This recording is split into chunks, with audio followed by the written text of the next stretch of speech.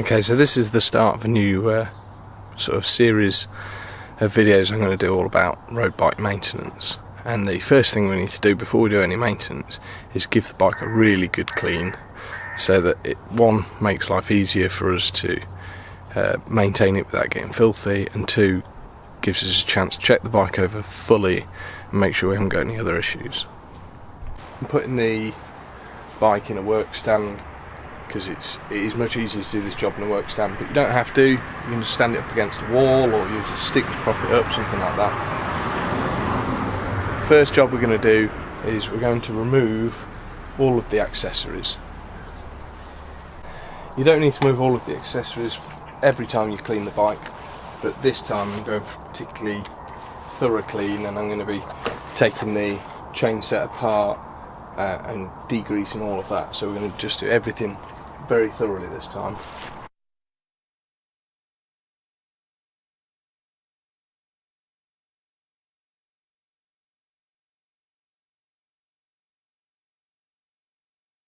If you do remove the bottle cage, it's a good idea to put the fasteners back in the holes so that when we wash it we don't fill the frame up with water. So the first step to the washing is we're going to use the hose just to wash off all of the loose dirt.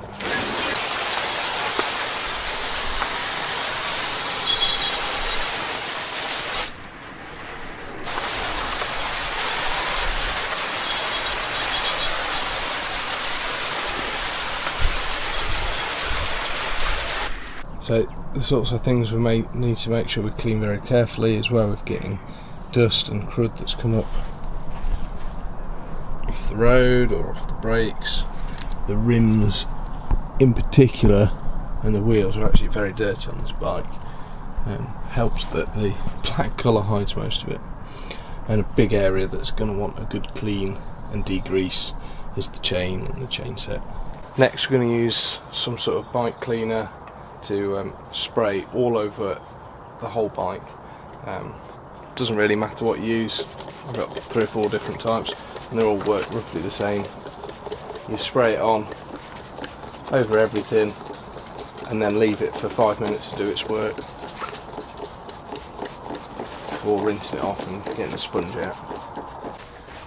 Now that we've let it sit for 5 minutes, I've got a bucket of water with a little bit more soap in it, a couple of brushes and sponge, car cleaning stuff, and we're going to go over the whole bike with that.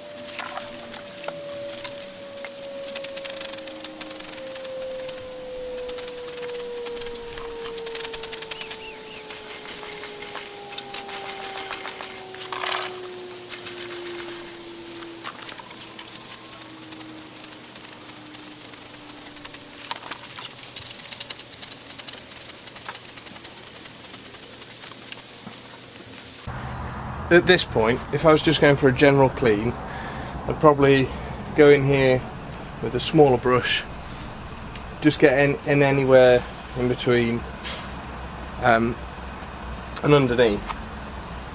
But because I'm going to go for a more thorough clean, at this point I'm going to rinse it off and I'm going to take off the wheels, take off the crankset and give everything a really good clean without those bits in the way, because at the minute I can't easily get in at the frame right down here or behind the wheel and the crankset in there, and this bike needs a really good clean, so I'm going to take it apart.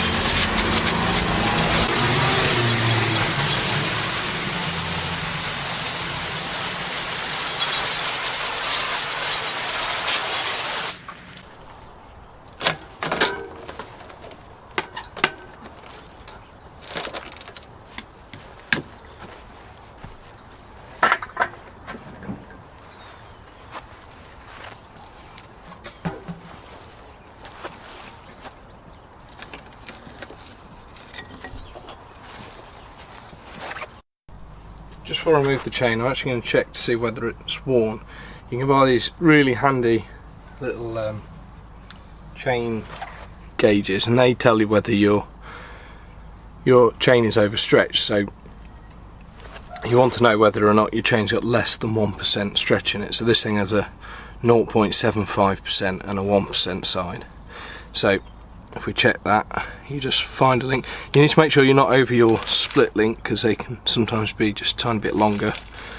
Just drop it in there, and if it falls in really easily, you've hit that level of stretch. So this chain is nearly 0.75% worn. When I check the 1%, it's absolutely fine. So this chain's probably still got a few hundred miles left in it, but I know because I'm getting close, it's time to order a new chain. But since this one isn't worn yet, excuse me, noisy neighbours, since this chain isn't fully worn yet, I'm going to clean it up so I can reuse it. With the chain off, the next job is to get the cassette off, and probably can see just how filthy this is. You need to take the quick release skewer off. Make sure you put the nut back on it so you can put it away.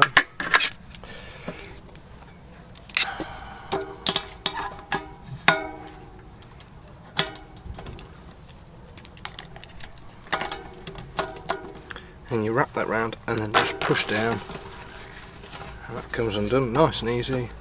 Now there'll be some loose sprockets and some connected sprockets, so I tend to just put my finger over and then I've got one, so I don't lose any. All of these are going in a bowl, which we're going to use some really good citrus degreaser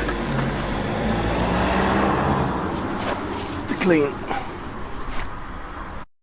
So I'm going to take the crankset off, and to do that, the first thing I'm going to do is take the pedals off.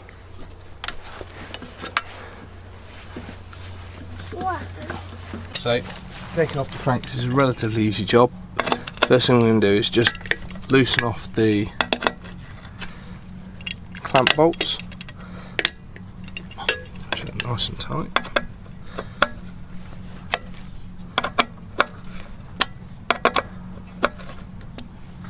Then we're going to undo the preload adjuster, which should be finger tight. If it's anything more than finger tight, it was over tightened originally. And then the other bit to watch is there's a little retaining clip on these Shimano ones. You just have to lift it up and then it comes straight off. And then you just pull the cranks from the other side and they should just slide right out. At the minute, this rear derailleur is also a bit dirty. It's difficult to clean properly, so I'm going to take this off as well, just to make it easier for me to clean up.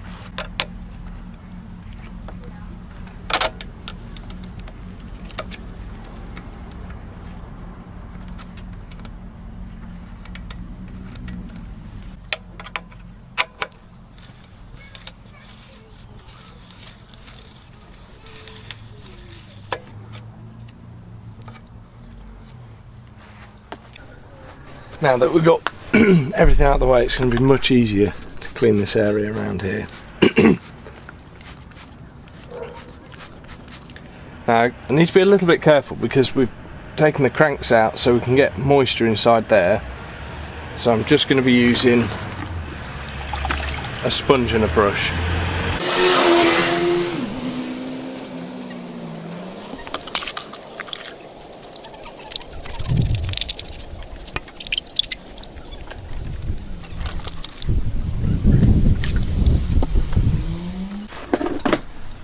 So in the act of cleaning this area off, I have got degreaser on the bottom bracket, and because I'm worried about it taking all the grease out, I'm going to take the bottom bracket out for now and then make sure it's not got any degreaser in it and make sure it is greased properly.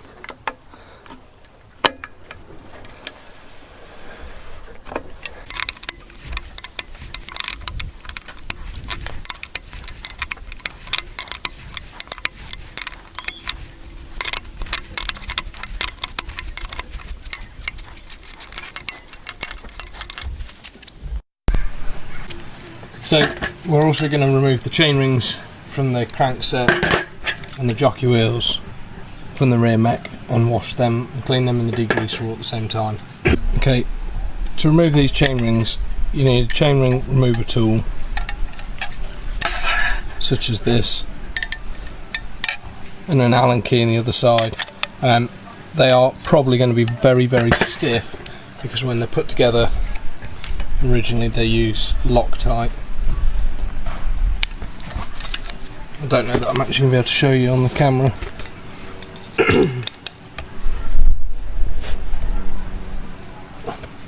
No, I need to change the position of the camera so you can see what I'm doing. So to try and make this easier, I'm supporting the crankset against my body.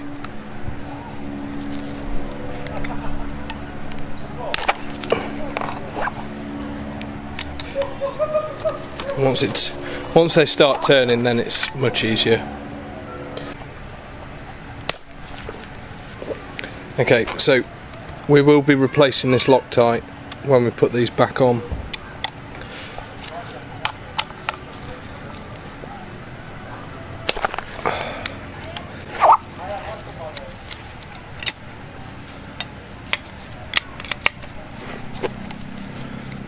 And then it's just a case of unscrew them and remember where they go. So the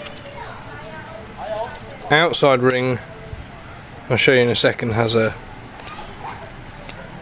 position on it for helping you. I'm trying to work out whether the inside ring, yeah, so the inside ring. So when we come to put this back together, you'll just see that on the inside ring there's a tiny little triangle indented there, and on the outer ring there's a pin there. So that's how we know when we're putting it back together which bit lines up with the crank. Now we're going to take the jockey wheels off this rear mech to clean up. I think I'm going to show you how they're going to be cleaned, but I can already tell from looking at them that they're worn and really need replacing.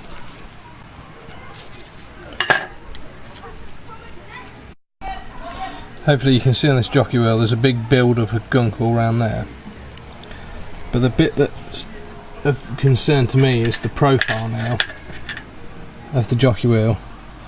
So that jockey wheel is the top one and that's the bottom.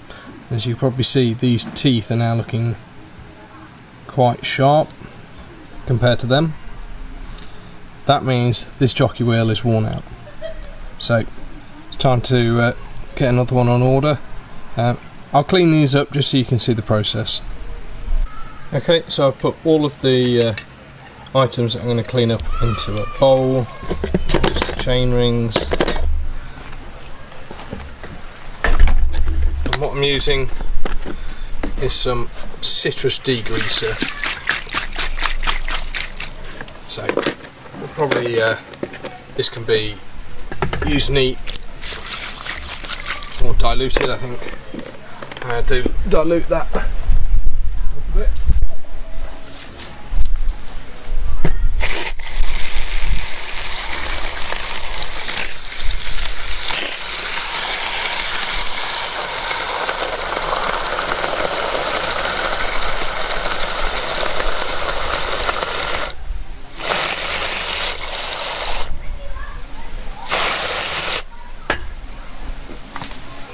And now we're going to leave that in there for 10 or 15 minutes to do its thing, and in the meantime I'm going to order those jockey wheels and maybe just clean up the cranks and rear mech a little bit.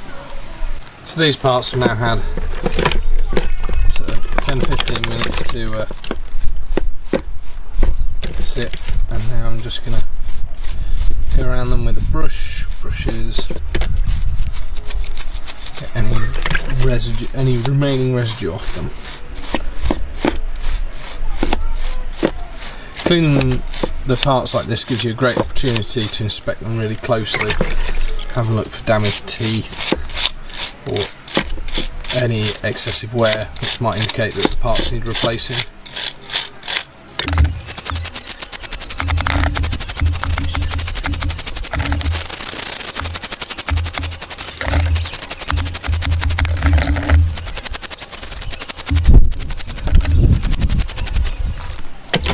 Okay, I'm going to carry on this process for all the parts in here, and I'll show you the end result.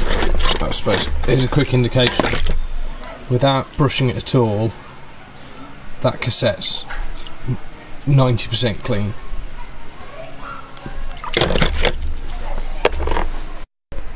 As you can see, all of the parts are looking pretty clean and shiny now.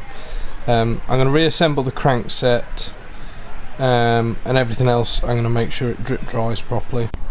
So the new pulleys have arrived for the rear mech. Now it's important to note there are two different pulleys. I don't know if I'm going to be able to show you. One's the guide pulley and the other's the tension pulley, and they have got slightly different profiles. Also, the tension pulley is directional. So the guide pulley is the one that goes on the top of the mech, and the tension pulley is the one that goes on the bottom. And it's important to think about which way the chain's turning. So the tension pulley is rotating clockwise when you're looking at the face of the rear mech, and the guide pulley is rotating anti-clockwise. I've also got some thread lock which I'm going to put on the fasteners before putting them back in. So for the sake of this grease, I'm just going to use some lightweight Teflon assembly grease. You don't need to go mad, just a little bit of grease will really help.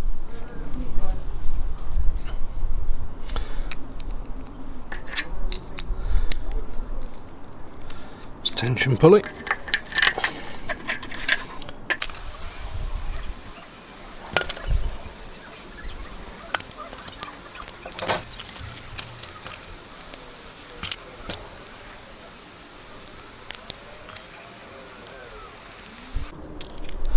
Half the challenge here is keeping all the bits together without dropping them all.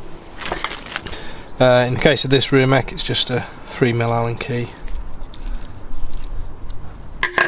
Just do that up loosely until I have got the other one in place. So the tension one is the one with the arrow. So I need to make sure that's in the right direction.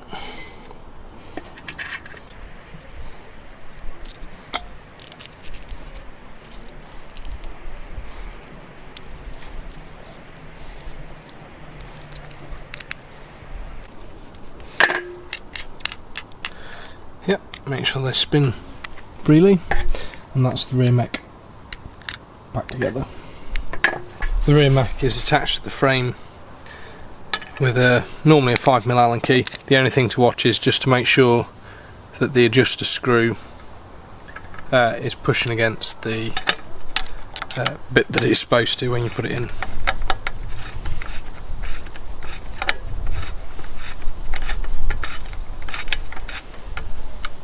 And then, before I start putting the cable and everything back on, I'm going to reset the adjuster. I normally screw it all the way in and then a full turn out, and it just gives me, normally you need to apply tension, but it just gives me the ability just to take a bit off if I need to. Next we're going to put the crankset back on, and we're going to put just a bit of grease where it fits into the bearings, and a bit on the splines, and that will just help it all go in and seat properly, and hopefully remove the chance of creaking.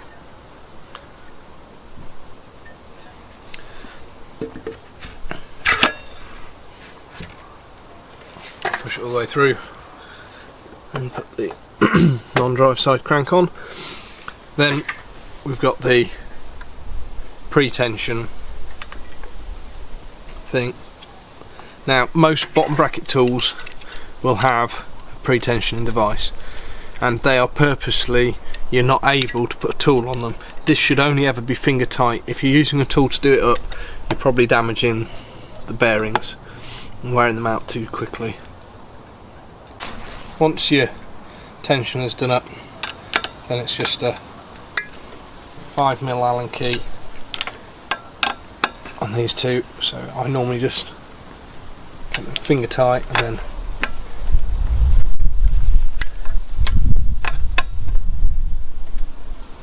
tighten up the final mount. And also don't forget, just push that bit of plastic down. That's kind of a safety device. Should the bolts come off, that'll stop the tension will fall out. That will also stop the crank coming off. Make sure it runs smoothly and freely. I'm happy with that. Put the cassette on. We just need to line up the splines on the free hub. So on this one I've put the small thin one at the bottom, and then the corresponding small gap is just there.